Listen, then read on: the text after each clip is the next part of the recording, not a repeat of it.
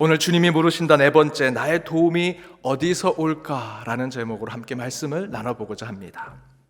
어느 그리스도교, 우리 그리스도인 청년이, 교회 다니는 한 청년이 잠을 자다 깼습니다.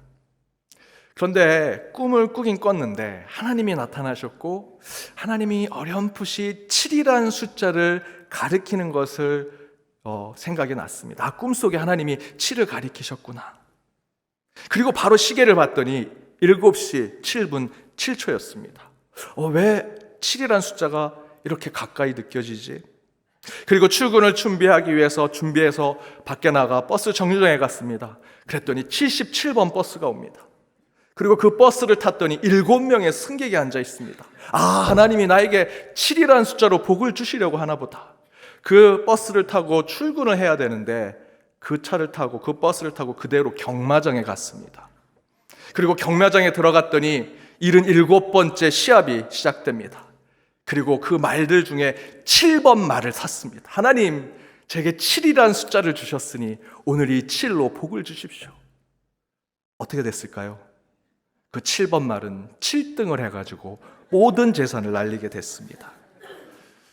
원래 있었던 예화인데요, 유머인데 제가 살짝 각색을 했습니다. 원래는 그냥 주인공이 보통 사람입니다. 그런데 저는 이 주인공을 교회 다니는 청년이라고 했습니다. 그런데요, 주인공을 교회 다니는 청년으로 바꿔도요, 이 유머가 저에게 전혀 어색하지 않습니다. 그리스도인 저와 여러분도 이런 경우들이 있지요. 어떤 분이 구역 예배 안 오셨습니다. 그래서 목사님이 전화했습니다. 그랬더니 그분이 이렇게 얘기하십니다. 목사님, 오늘 아침에 큐티를 하는데 잠언 말씀에 만나는 사람을 조심해라. 그래서 오늘 구역 예배 못 갔습니다. 말씀대로 하느냐고. 성경 공부 때마다 성경 말씀을 보면 숫자가 아주 중요합니다. 12제자, 12지파, 삼위일체, 3일 후에 예수님 부활하시고, 또 7일 동안 창조하시고, 7일의 재앙, 또한 70년 이스라엘 해방에 대한 거, 717, 또 3, 12, 이 숫자가 생각하니 어떤 분은 이렇게 얘기하십니다.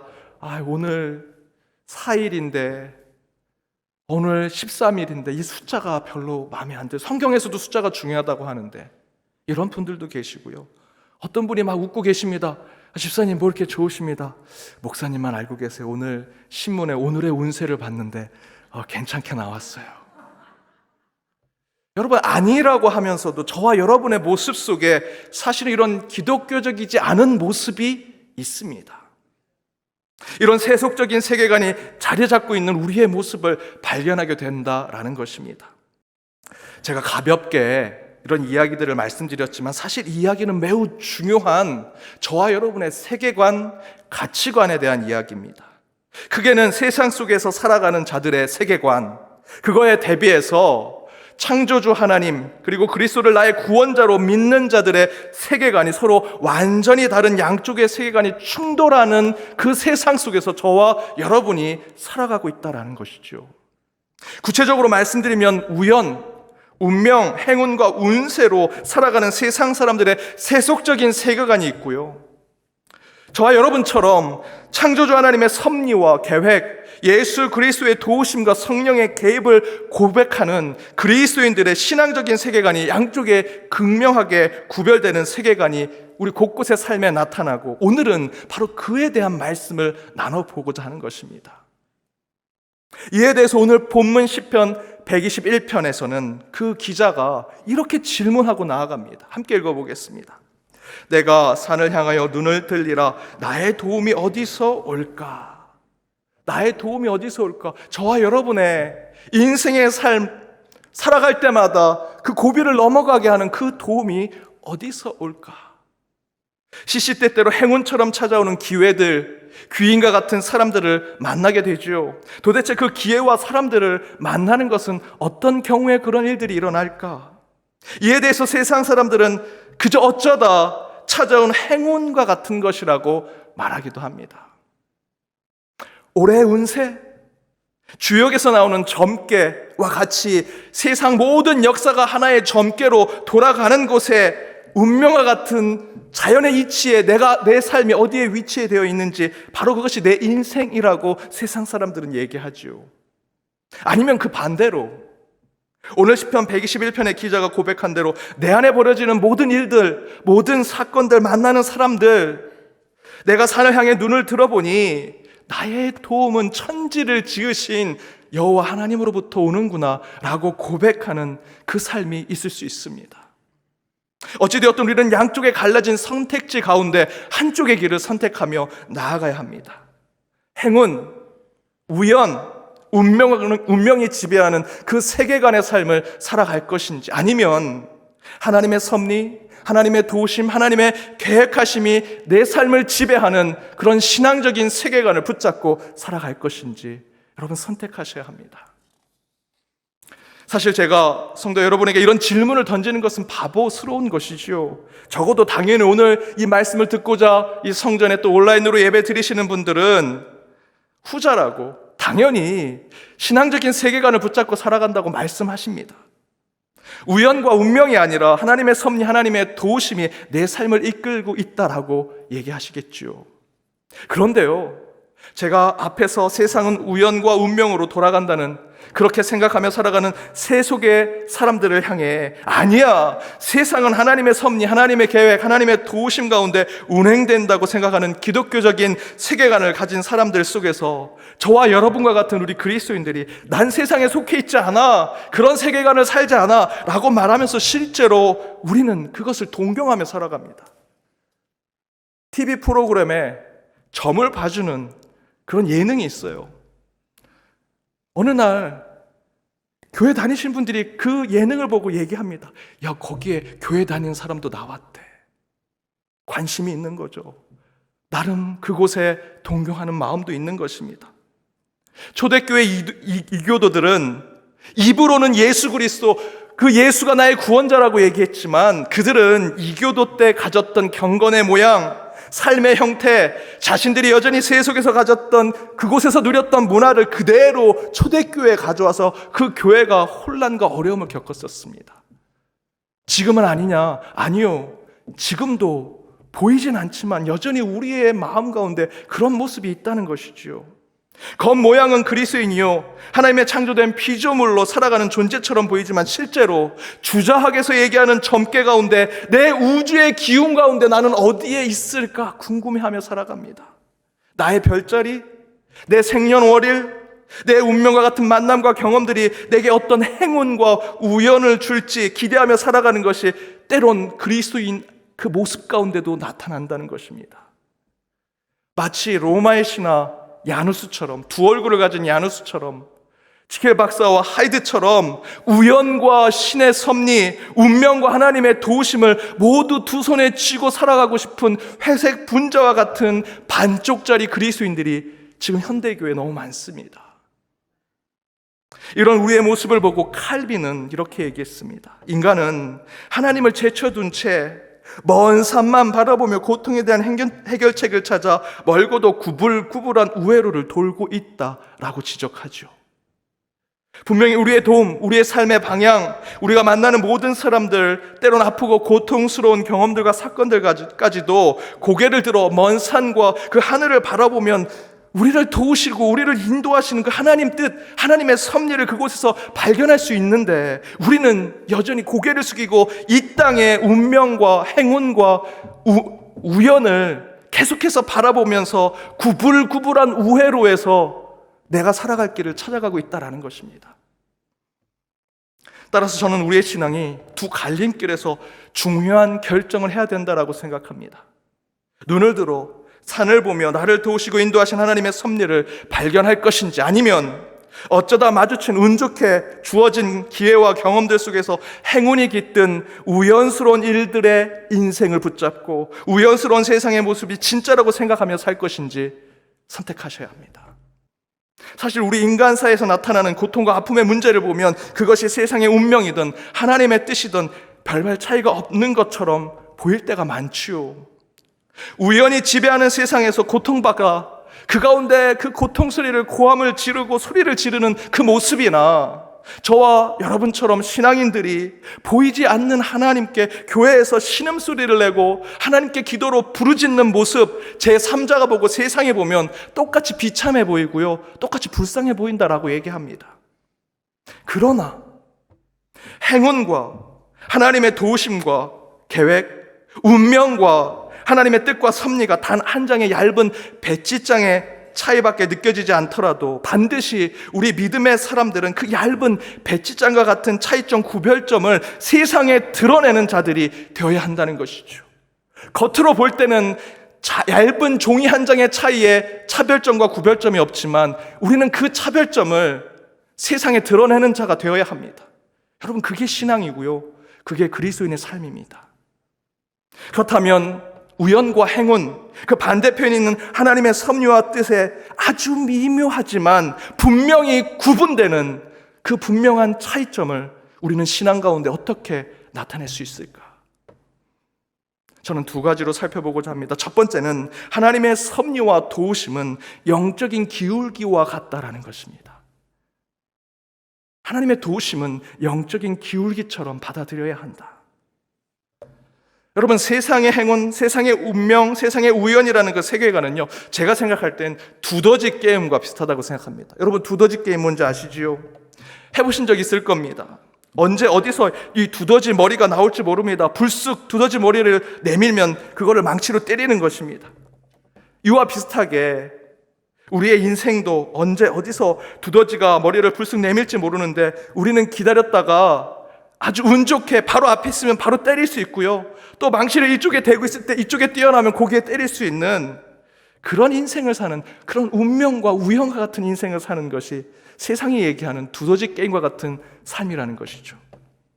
그래서 잘하면, 운이 좋으면, 행운이 깃들면 90점, 100점이 될 수도 있고 중간쯤 하면 50점, 잘 못하면 빵점이 됩니다. 제 딸이 한국에 와서 처음으로 두더지 게임을 봤습니다. 다른 사람들 하는 걸 잘 지켜보더니 아빠, 나도 할 수 있을 것 같아. 그리고 막 연습도 몇 번 해왔습니다. 그래? 그래서 제가 동전을 넣어줬습니다. 열심히 두더지가 안 나오는 거 열심히 때렸습니다. 그런데 점수가 나오는데 빵점이 나왔습니다. 야, 너 왜 빵점 나왔어? 라고 물었더니 제 딸이 이렇게 얘기합니다. 두더지 머리를 때리려고 하는데 그 망치가 너무 센 것 같아서 살살 때렸더니 빵점이 나왔어. 나 다 맞췄는데 빵점 나왔어. 여러분, 이게 진짜 빵점입니까? 언제 어떻게 나올지 모르는 우연한 좋은 기회, 행운들, 운명과 같은 일들, 인간은 그것을 때리지 못하고 제대로 잡지 못하면요, 빵점 인생이 됩니다. 운이 좋아야 돼요. 운을 잘 잡아야 돼요. 행운과 그 운명을 잘 손에 져야만 우린 100점짜리 인생이 되는 것입니다. 우연으로 점철된 세상은 운 좋게 불쑥 튀어나오는 그 두더지를 잘 잡을 때 100점이 되는 것입니다. 그러나 진정으로 운이 좋아 두더지를 잘 잡는다고 해서 행운이 좋고 운명적으로 운이 좋아서 그렇게 두더지를 많이 잡아서 100점이 된들 그것이 진짜 참된 인간의 모습일까요? 우리가 그렇게 동경하는 사람들의 삶이 될까요? 우연과 운명을 잘 못 맞추더라도 많은 사람들은 제 딸처럼 다른 마음을 품고 살아갈 때가 있습니다. 곧 그렇게 운이 좀 나빠 보이기도 하고요, 우연이 잘 안 맞을 때도 있지만 그의 인생이 운이 좀 안 좋고 행운이 잘 안 따른다고 해서 그것이 죄인이 되거나 악행이 되거나 문제가 되는 것이 아닙니다. 그런데 세상은 그것을 부정적으로 보죠. 하지만 하나님의 섭리와 도우심은 그런 언제 어디에서 튀어나올지 모르는 두더지의 머리를 잡는 것이 아니라고 얘기합니다. 운과 우연으로 맡기는 인생이 아니라는 거죠. 하나님의 섭리와 도우심은 수영장에 있는 슬라이드나 미끄럼틀, 아빠와 딸이 타는 시소와 같은 것이라고 저는 생각합니다.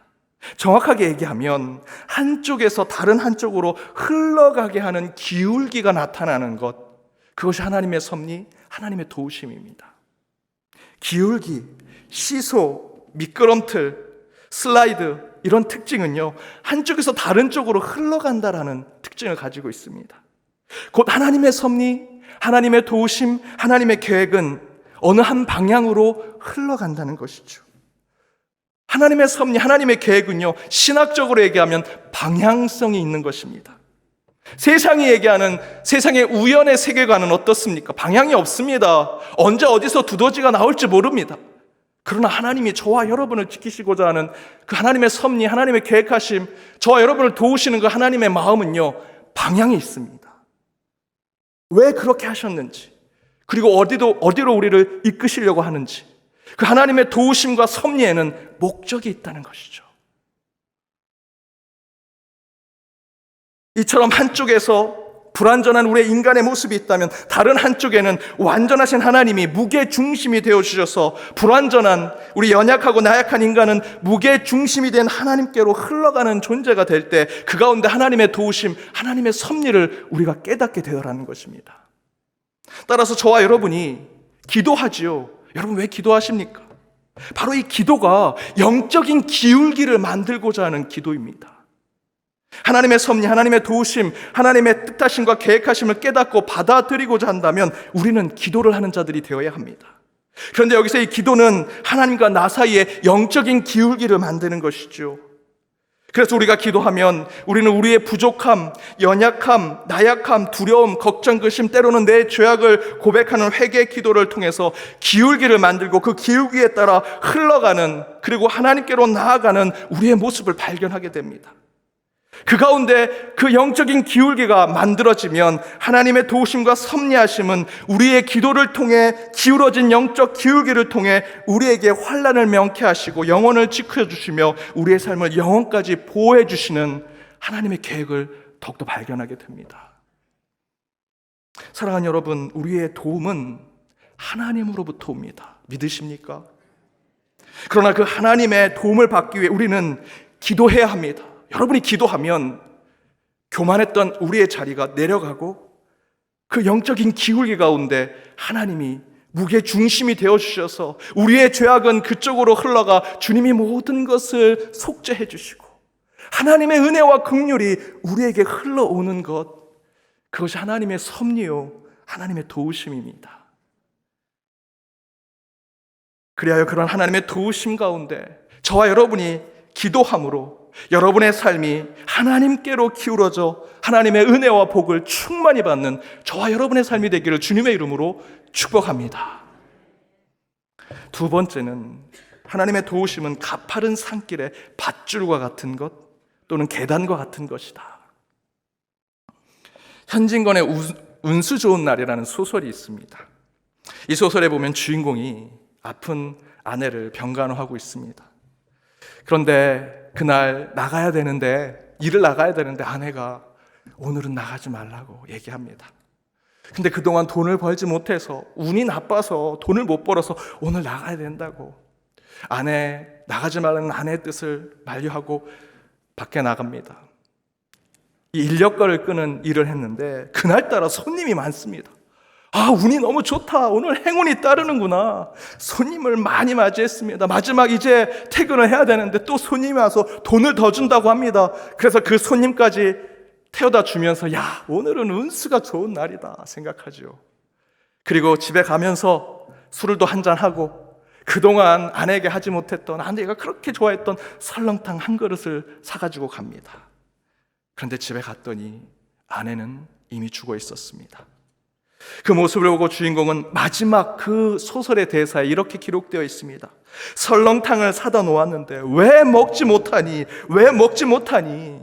괴상하게도 오늘은 운수가 너무 좋더니만. 세상이 말하는 운수, 우연, 행운은요, 인간이 먹는 설렁탕 한 그릇을 벗어나지 못하더라고요. 병들어 죽은 아내를 두고 그렇게 돈을 많이 벌어서 오늘은 운수가 좋은 날이구나 해서 아내가 그렇게 좋아하는 설렁탕 하나를 사가지고 왔는데 이미 아내는 설렁탕을 먹을 수 없는 죽은 사람이 되어 있었습니다.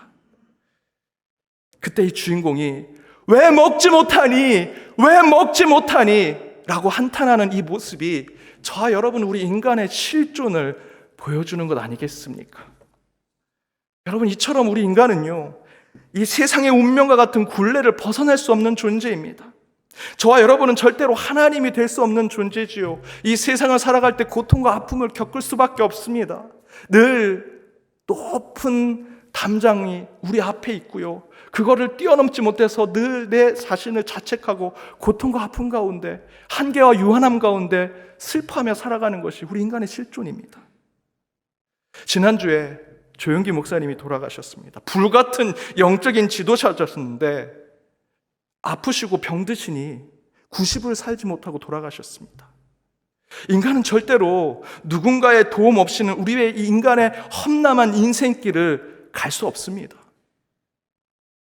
제가 설악산 대청봉에 오른 적이 있습니다. 90년대 초인데요. 30년 전 이야기입니다. 그때 공농능선을 계속해서 따라서 걷는데 곳곳마다 참으로 어려운 길이 많습니다. 막 45도, 60도, 절벽과 같은 곳도 있고요. 그런데 그때는 30년 전에는 그곳을 그냥 돌을 잡고 올라가야 됐습니다. 밧줄이 있긴 한데 연약한 밧줄이고요. 나무 붙잡고 간신히 그 길을 올라가기도 했었습니다. 그래서 그땐 정말 힘들었고 포기하는 분들도 많았습니다. 그런데 최근에 그 공농능선을 갔다 온 사람의 얘기를 들으니 이제 곳곳마다 아주 튼튼한 밧줄이 있고 아주 튼튼한 난간을 세워놓고 계단도 만들어서 이제 편하게 갈 수 있다라는 얘기를 들었습니다. 바로 시편 121편의 말씀은 저는 그것을 이야기한다고 생각합니다. 운수 좋은 날에 허무하고 한탄스러운 인간의 삶 속에 하나님은 우리에게 인생의 밧줄이 되어주시고 우리를 붙잡아줘서 안전하게 위에 올라갈 수 있는 난간이 되어주시는 그 하나님을 고백하는 것이지요. 어려운 산행의 코스이지만 하나님의 도우심은 그것을 이기게 해주시고요, 극복하게 해주시고 반드시 넘어갈 수 있도록 우리에게 밧줄과 같은 하나님을 경험하게 하시는 것, 그것이 하나님의 섭리요 하나님의 도우심입니다. 그것을 바울은요 오늘 본문에서 이렇게 고백했습니다. 함께 읽어보겠습니다. 사람이 감당할 시험 밖에는 너희가 당한 것이 없나니 오직 하나님이 미쁘사 너희가 감당하지 못할 시험 당함을 허락하지 아니하시고 시험 당할 쯤에 또한 피할 길을 내서 너희로 능히 감당하게 하시느니라.